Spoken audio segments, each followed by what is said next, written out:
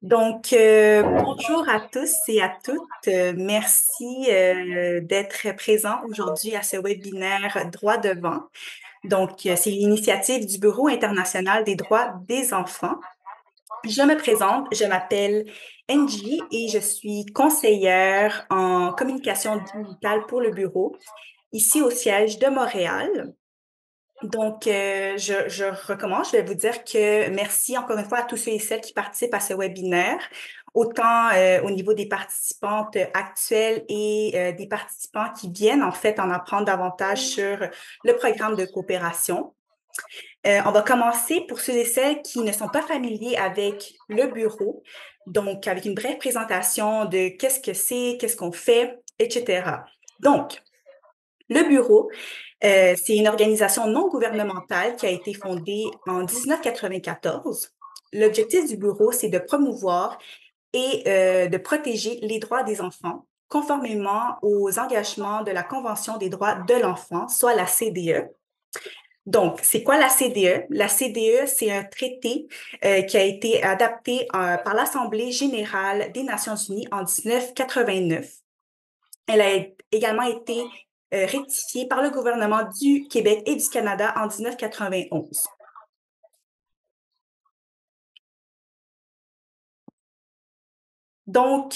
Cette année, on souligne en fait un moment important pour le bureau. Donc, c'est les 30 ans. 30 ans à protéger les droits des enfants, à travailler en collaboration avec ces acteurs qui s'impliquent auprès des enfants, que ce soit au niveau des partages des bonnes pratiques ou des savoir-faire. Au bureau, il y a également un pilier qui est quand même assez important, c'est-à-dire le programme de coopération volontaire. Donc, comme je l'ai mentionné tantôt, c'est sûrement pour cette raison que vous, public, vous vous êtes présenté aujourd'hui lors de ce webinaire pour en apprendre davantage sur le rôle des coopérants, le rôle des partenaires avec qui nous, on travaille, avec qui nous, on collabore. Donc, c'est quoi le programme de coopération volontaire? Le programme de coopération volontaire, ça permet d'impulser des changements pour rendre concrets les droits des enfants en contact avec le système de justice. Également, ça permet de renforcer les capacités des partenaires, des institutions ou de la société civile. Les personnes coopérantes qui sont au cœur de ce programme sont d'un rôle important et essentiel pour le bon fonctionnement de ce programme-là, étant donné que c'est avec eux qu'on va créer une collaboration entre partenaires et acteurs impliqués. Et évidemment, pour veiller à la co-construction d'un monde respectueux pour les droits des enfants. Les personnes coopérantes, ce ne sont pas nécessairement des employés au bureau. Ils agissent à titre de volontaire, donc ils ont pour mission de s'engager et de partager leurs expertises avec les partenaires associés. Ce programme a été établi dans 3 régions. Donc, on a l'Afrique du Nord, l'Afrique subsaharienne et l'Amérique centrale et du Sud dans plus de 11 pays actuellement. C'est un programme d'une durée de 8 ans. Donc, en 2028 sera la fin de ce programme et nous travaillons avec plus de 33 organisations partenaires actuellement. Donc, avant de rentrer au cœur du webinaire, j'aimerais vous dire que en fait, le webinaire sera enregistré pour notre bibliothèque à nous et qu'à la fin de ce webinaire, vous allez pouvoir poser des questions si vous en avez pour nos invités ou pour le bureau, en fait. Donc, attendez à la fin pour cela. Donc, je vous conseille aussi de ne pas diffuser des informations personnelles. Donc, maintenant pour le webinaire, comme je l'ai mentionné, vous êtes sûrement là parce que vous êtes intéressé à la coopération volontaire. Et en fait, la coopération volontaire, c'est une opportunité pour vous de plonger dans les communautés, de mettre vos compétences au service des enfants pour changer leur réalité et bien sûr pour vous associer à une cause qui vous tient à cœur. C'est pour cela qu'aujourd'hui, nous avons 3 invités qui vont justement parler un peu de leur témoignage, leur expérience en tant que coopérante volontaire ou même en tant que partenaire. Donc, directement du Costa Rica, nous avons Cécile Cécile, si tu peux, lever la main. Bonjour, bonjour à toutes et à tous, bonjour. Oui, merci beaucoup Cécile. Nous avons Nadia, directement du Madagascar Bonjour tout le monde. et nous avons maître Maria, également du Madagascar. Est-ce que tu nous entends, Maria? Tu peux nous faire un petit coucou? J'entends très mal. D'accord, ben, je crois que vous l'avez tout identifié. Maître Maria, elle est là, oui. Parfait. Donc, on va commencer avec Cécile. Cécile, tu as un profil assez important pour le bureau, étant donné que ta formation académique tourne autour justement des droits humains. Tu as été aussi en sciences politiques, en victimologie. Tu as travaillé sur différentes missions dans des terrains divers, dans des contextes divers. Pour toi, en fait, les droits humains, plus précisément les droits des enfants et des femmes, ça te tient à cœur. Donc, bonjour Cécile, merci d'être avec nous aujourd'hui dans ce webinaire. Avec Donc, plaisir. oui, donc en fait, on a une question pour toi, Cécile. Aujourd'hui, en fait, quelles sont les raisons qui t'ont motivé à faire de la coopération volontaire auprès du Bureau international des droits des enfants? OK. Merci Angie. Alors, en ce qui concerne mes motivations, ce qui vraiment m'a motivée dans un premier temps, c'est qu'il était important pour moi, de mettre à profit mes connaissances, mes expériences et mes atouts dans une cause, qui me tient particulièrement à cœur, qui me motive réellement et qui me passionne, à savoir la protection des droits de l'homme principalement, donc la sensibilisation, le cadre juridique, l'application du droit, la gestion de différents projets également. Et plus précisément, la protection de l'enfance. J'ai effectué il y a quelques années, un stage, dans le programme de coopération volontaire, du bureau, et pendant ce stage, j'ai pu observer le travail effectué par les volontaires, sur le terrain, ainsi que le dynamisme des échanges avec les partenaires locaux, donc avec les différents organismes dans lesquels les coopérants volontaires sont envoyés.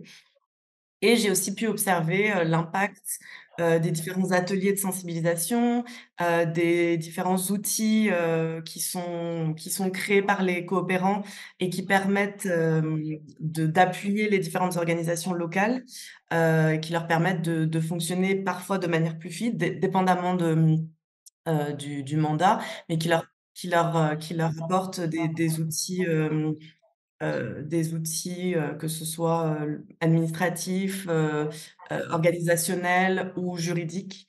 Hem, donc ça, généralement, l'appui des coopérants permet d'apporter un petit plus à l'organisme.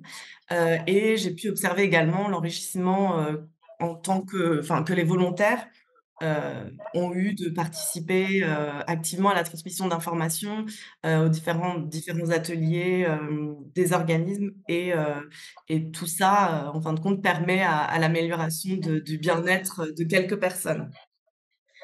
J'ai aussi toujours eu un intérêt particulier pour les échanges professionnels interculturels, qui, selon moi, enrichissent vraiment toujours le dialogue, et tout un chacun, en réalité, et ça permet vraiment pour moi, en tout cas, d'inclure différentes visions, différents points de vue sur un même problème, sur différentes problématiques. Voilà, et ça permet d'appréhender les situations sociales de manière très diverse. Voilà, donc c'est un peu mon intérêt. Par ailleurs, en ce qui concerne le Costa Rica, c'était, un challenge aussi de travailler en espagnol parce que je ne l'avais jamais vraiment fait, ou en tout cas pas à temps plein comme ça. Donc voilà. Parfait, Cécile. Et je voulais savoir, selon toi, c'est quoi l'impact de ton rôle dans tout ça? Est-ce qu'il y en a eu un impact, tu as ressenti un impact significatif suite à justement les mandats que tu as faits? Un impact, j'imagine que ce que tu veux dire, c'est l'impact, de mon travail sur, l'organisation, ou en tout cas sur la société civile. Je pense que chaque personne, qui est vraiment investie et motivée à partager ses connaissances et ses expériences et disposée à apprendre aussi, parce que ça m'a permis d'apprendre énormément de choses, peut avoir un impact significatif dans un organisme. Hem, Moi, l'accueil que j'ai reçu, au sein de la première organisation, dans laquelle j'ai été coopérante volontaire, ainsi que l'engagement du personnel de l'organisation ont vraiment permis, de maintenir ma motivation tout au long de ma mission. Et en ce qui concerne les différents outils qui ont été que moi j'ai créés l'apport, hem, mon apport, dans le premier organisme avec lequel j'ai collaboré, pardon.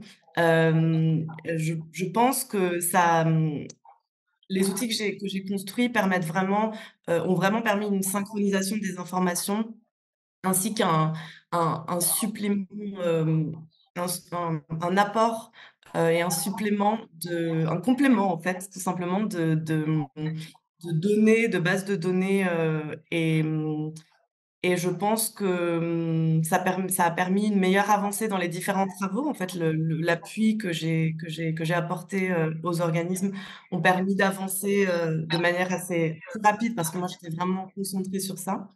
Hem et heu et voilà, ça a aussi permis une meilleure transmission des informations dans le cadre de demandes de fonds, de propositions de partenariat, de campagnes de sensibilisation, ou d'organisation d'ateliers.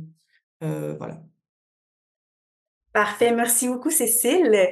C'était vraiment super intéressant. Puis je suis curieuse de savoir, Nadia, en fait, de ton côté, étant donné que toi, au niveau de l'expérience au sein du BCR, du bureau, pardon, ça fait quand même longtemps que tu es avec nous. Toi, pourquoi tu t'es engagée, en fait, pour faire de la coopération volontaire? OK. Donc, merci beaucoup Angie, merci beaucoup Cécile pour ton témoignage qui, je pense, résonne un peu en moi. Moi, pourquoi je me suis engagée dans la coopération avec le bureau, c'est vraiment, je pense que depuis longtemps, depuis que j'ai commencé mes études, j'ai toujours voulu travailler dans la protection de l'enfance. En 2020, on a pris avec mon conjoint en pleine pandémie la décision de venir nous réinstaller ici à Madagascar, notre pays d'origine. Et en 2020, c'est aussi le début du programme de coopérants volontaires. Donc là, tout s'aligne en fait. C'était une évidence pour moi de postuler à ce mandat-là et de travailler dans mon pays d'origine qui est Madagascar. J'étais certaine que j'allais avoir une expérience vraiment enrichissante, que j'allais apprendre beaucoup sur les droits de l'enfant et sur leur application. Par contre, c'est sûr que quand j'ai commencé, j'ai eu quand même une certaine appréhension parce que même si j'ai un background en analyse de projet, en gestion de projet, en coopération internationale, j'ai jamais travaillé dans l'application des droits de l'enfant. J'ai jamais travaillé dans la protection de l'enfance, donc j'ai quand même eu une certaine appréhension, me disant, je me lance, mais est-ce que ça va bien se passer? Et ben, ça s'est très bien passé parce qu'au fait, le bureau, ils nous ont vraiment accompagnés dans tout ce qui est compréhension des droits de l'enfant.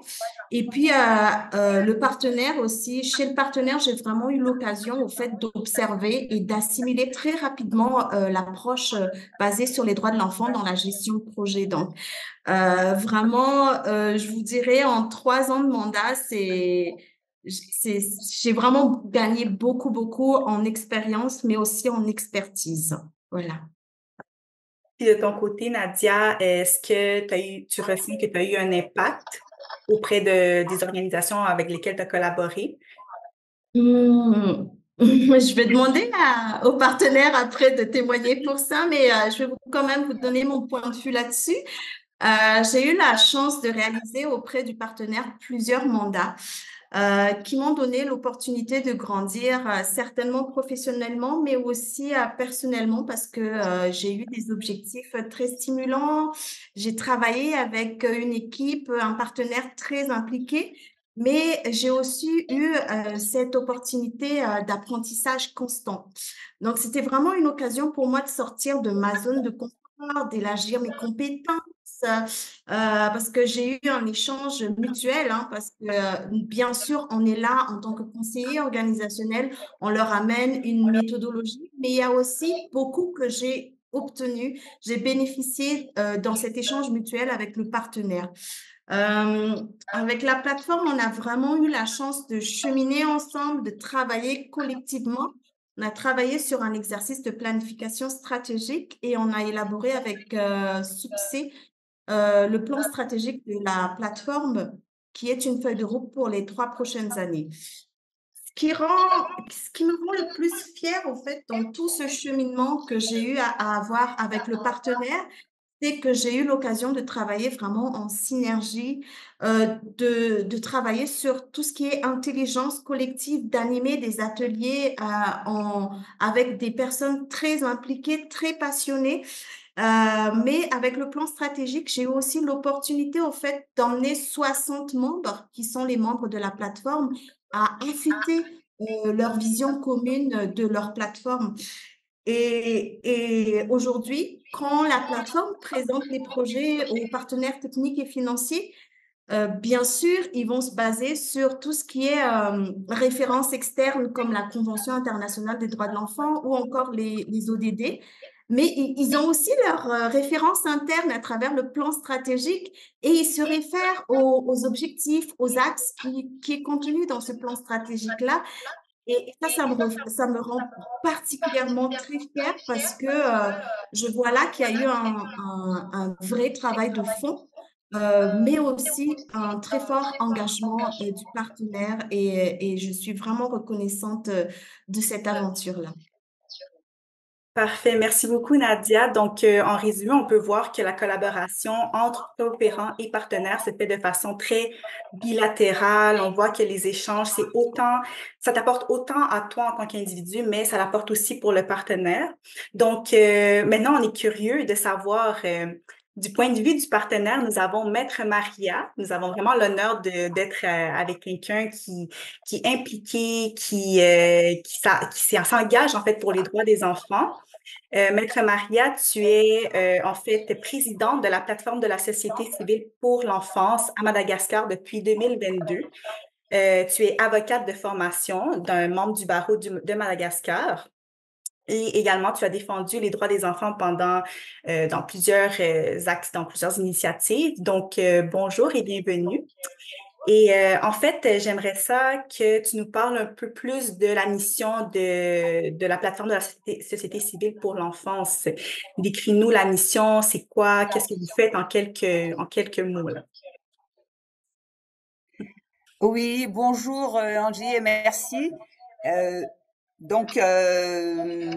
comme Nadia l'a dit, la plateforme de la société civile pour l'enfance à Madagascar est une organisation qui comprend une soixantaine de membres, hein, n'est-ce pas, des associations, des organisations nationales et même internationales aussi, et qui travaillent donc dans plusieurs thématiques de l'enfance, telles que l'éducation, l'accès aux documents d'identité, la protection de remplacement ou tout autre type de protection, l'inclusion, etc. Et tous ces membres de la plateforme, en tous les cas, prennent en charge plusieurs catégories d'enfants. Je dirais par exemple qu'il y a des enfants en situation de rue, il y a aussi des enfants sans appui parentaux, n'est-ce pas? Les enfants en conflit avec la loi, les enfants en situation de handicap et aussi les enfants victimes de toutes sortes d'abus, d'exploitation sexuelle et dans la majorité, ce sont des enfants issus de familles vulnérables. Voilà, donc comment vous dire, c'est que nous mobilisons tous les acteurs de la société civile qui travaillent dans le domaine de la protection de l'enfance et nous portons leur voix et surtout celle des enfants pour la protection et la promotion des droits de l'enfant. Et les missions de cette plateforme, on peut les catégoriser en 4, n'est-ce pas? La promotion des droits de l'enfant, évidemment, à travers des actions de sensibilisation, des actions de mobilisation citoyenne. Notre mission aussi en tant que plateforme, c'est le renforcement de capacité de nos associations et organisations membres et également aussi de faire de telle sorte que que leur capacité soit complémentaire. Une mission très importante, c'est aussi d'influencer toutes les orientations politiques publiques ou privées, c'est-à-dire faire du plaidoyer.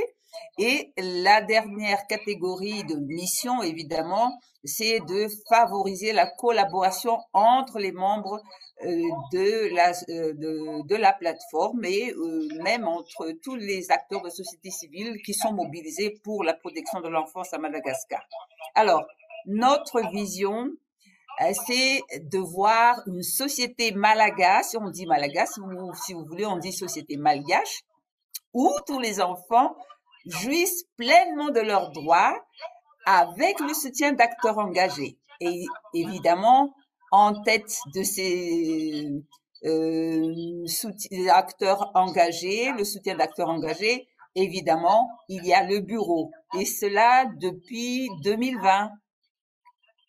Justement, Voilà. pour continuer dans cette Mais lignée. je peux en dire plus si vous voulez, mais c'est un résumé, hein, parce que Nadia, elle a déjà beaucoup parlé tout à l'heure pour présenter ce que nous faisons et aussi notre orientation stratégique, la planification stratégique pour quelques années déjà. Et tout à l'heure, j'aurai encore l'occasion de parler de notre partenariat avec Nadia, évidemment, qui a beaucoup amélioré les conditions, l'organisation de la plateforme. En tout cas, elle a revu tout ce qui est le système organisationnel. Elle a vraiment impulsé aussi au sein du comité de pilotage cette envie de travailler pour promouvoir encore plus, faire développer la plateforme. Et il n'y a pas que ça, hein, c'est que évidemment au sein du bureau, au sein des membres du comité de pilotage, on va dire que Nadia a vraiment été un agent de cohésion, ben oui. Et puis vous la voyez, hein, elle sourit toujours.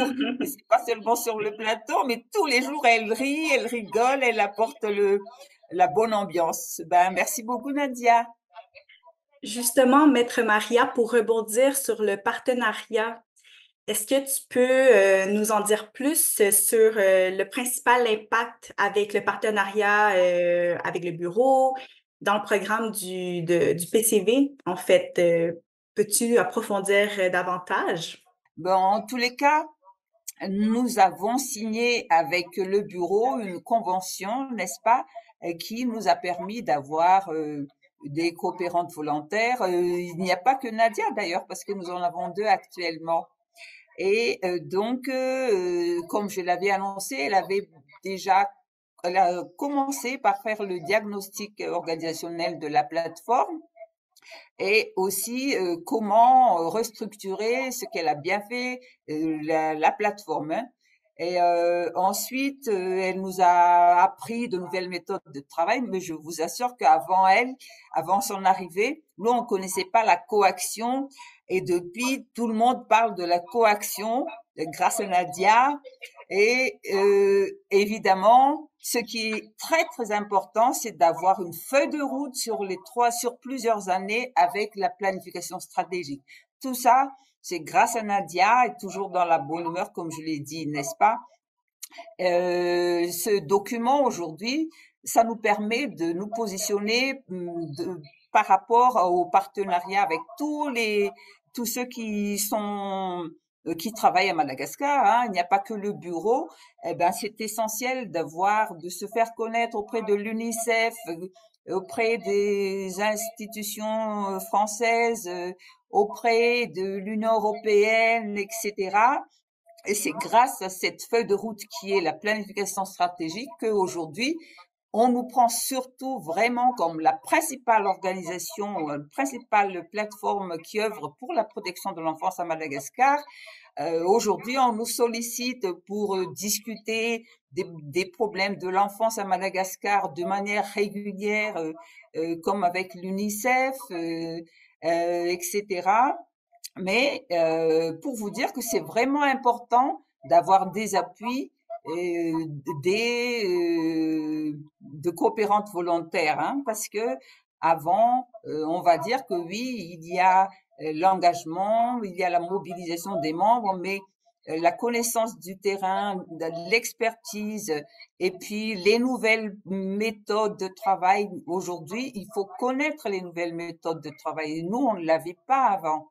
Maintenant, nous savons ce que c'est, je le répète encore, hein, parce que il y avait aussi donc un expert qui était venu, envoyé par le bureau, et qui nous a appris à bien identifier nos besoins, à travailler, à mettre ensemble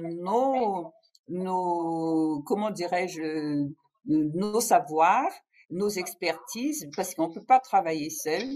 Et tout ça, c'est grâce au bureau et grâce à Nadia. Donc, je pourrais parler longtemps, mais je ne sais pas si j'ai répondu à vos questions, Angie.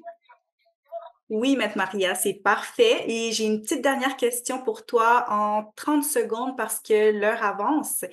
Dis-nous, est-ce que tu as un conseil à donner à toutes les Mais vous savez, personnes? j'avais oublié, Angie, j'avais Oui, omis de parler d'un autre aspect qui est très important, mais je vous entends pas très bien. Alors, peut-être que je vous ai coupé, mais j'avais oublié de parler aussi du laboratoire social qui fait partie aussi du mandat de la coopérante volontaire, hein.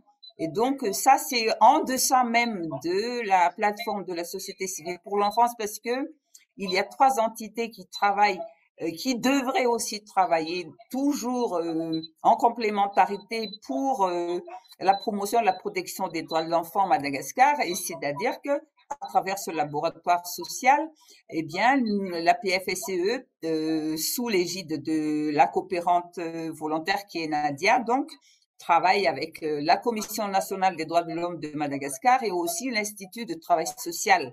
Et vous voyez, toutes ces 3 entités forment quand même des piliers de la protection, de la promotion des droits de l'enfant à Madagascar. Et c'est donc à travers ce travail en commun de ces 3 piliers que on va prendre en compte le laboratoire social et nous sommes partie prenante là-dedans.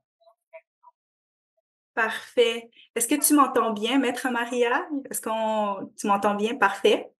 Donc, merci beaucoup. Merci beaucoup pour partager justement ces informations qui sont super intéressantes pour le public. Puis pour finir, est-ce que tu as un conseil à donner à toutes les personnes qui désirent faire de la coopération volontaire et qui hésitent encore en ce moment? Ah ben oui, ben écoutez, ben vous savez, nous avons commencé avec une coopérante volontaire et aujourd'hui nous en avons 2, mais nous voulons encore plus parce que 2 c'est pas suffisant pour tous les enfants de Madagascar, sachant que dans ce pays, même si vous pouvez entendre des choses peut-être pas très favorables, peut-être un peu négatives, il faut pas s'arrêter à cela parce que nous avons une richesse formidable en ressources humaines et Madagascar, c'est un pays où la majorité des enfants, de la population sont constitués de jeunes de moins de 20 ans. Nous avons des enfants qui va donc cette majorité devenir les leaders de demain, les citoyens de demain. Nous avons besoin d'être accompagnés. Aujourd'hui, il y a évidemment beaucoup de difficultés, bien sûr, hein, n'est-ce pas, parce que le pays, comme bien d'autres aussi, déjà, il y a les changements climatiques, il y a eu les impacts de la pandémie, mais évidemment, on n'est pas parmi les plus développés et c'est pour cela que nous avons besoin de vous. Venez tous en tant qu'opérants parce que du travail à Madagascar, il y en a. Et vous allez voir, comme Nadia, vous allez aussi, comme elle l'a dit, hein, vous enrichir parce qu'il y a du travail ici. Et les thématiques, c'est nombreux. Et avec les autorités, avec les partenaires institutionnels, je crois que vraiment, la coopération volontaire, comme le fait le bureau, ça constitue un énorme besoin et nous en avons besoin. Venez, venez nombreux. Vous allez voir, Madagascar, c'est un pays fantastique. Merci beaucoup, Maître Maria. Nadia, est-ce que tu veux rebondir? Oui, bah, merci Maître Maria pour ce beau témoignage, ça me touche vraiment beaucoup. Je suis très contente vraiment d'avoir fait cette aventure et de la continuer ici à Madagascar. Pour ceux qui hésitent, je dirais qu'il n'y a pas d'hésitation à avoir, hein. Comme vous l'avez vu, c'est vraiment une occasion de vivre une magnifique expérience professionnelle, mais surtout humaine, parce Ah oui, que vous allez rencontrer des gens tellement passionnants, tellement passionnés. Vous allez aussi être devant de très beaux défis et, comme je l'ai dit tantôt, des opportunités d'apprentissage énormes. Euh, S'engager, c'est avoir la certitude au fait qu'on va avoir une aventure significative et qu'on va revenir au Canada avec des magnifiques souvenirs parce que on aura eu l'occasion d'élargir notre vision du monde, on aura eu l'occasion de tisser des liens et de favoriser ce partage mutuel entre nous et ces gens qui travaillent. J'ai pas les mots, mais c'est vraiment magnifique de les rencontrer, de voir comment ils travaillent, comment ils font des miracles avec si peu. oui, Vraiment, ça permet aussi d'avoir au fait une compréhension un peu plus profonde des réalités que vivent les communautés, hein. Angie l'a dit tantôt, vraiment, le bureau, c'est d'être auprès des communautés dans la protection, la promotion des droits de l'enfant. Et vraiment, on va aller voir les réalités auxquelles font face ces communautés-là. Et on va quelque part faire partie au fait de la construction d'un monde plus juste, d'un monde plus solidaire, mais surtout de la construction d'un avenir meilleur pour tous les enfants de la planète. Voilà, donc allez, engagez-vous. Merci Nadia, c'est vraiment très parfait. beau ce que tu viens de dire. Cécile, de ton côté, est-ce que tu as quelque chose à rajouter? Oui, oui, oui, en ce qui concerne l'engagement et pour les gens qui hésitent, alors je pense que ça dépend vraiment des motivations et des compétences de chacun. Mais je dirais que dans tous les cas, ça reste une expérience vraiment hors du commun, très enrichissante. C'est une expérience qui permet de développer une certaine ouverture d'esprit, et puis d'apprendre à connaître, un pays, sa culture, ses problématiques politiques, parfois légales et sociétales aussi. Et dans certains cas, ça permet vraiment de travailler dans une autre langue, ce qui est quelque chose ce qui est un apprentissage vraiment important et enrichissant. Et je pense que comme Nadia vient de le dire, c'est une très, très bonne expérience. Donc moi, j'encouragerais, les gens qui hésitent encore à s'engager. Parfait, ben merci beaucoup. Nous sommes rendus à la fin de ce webinaire.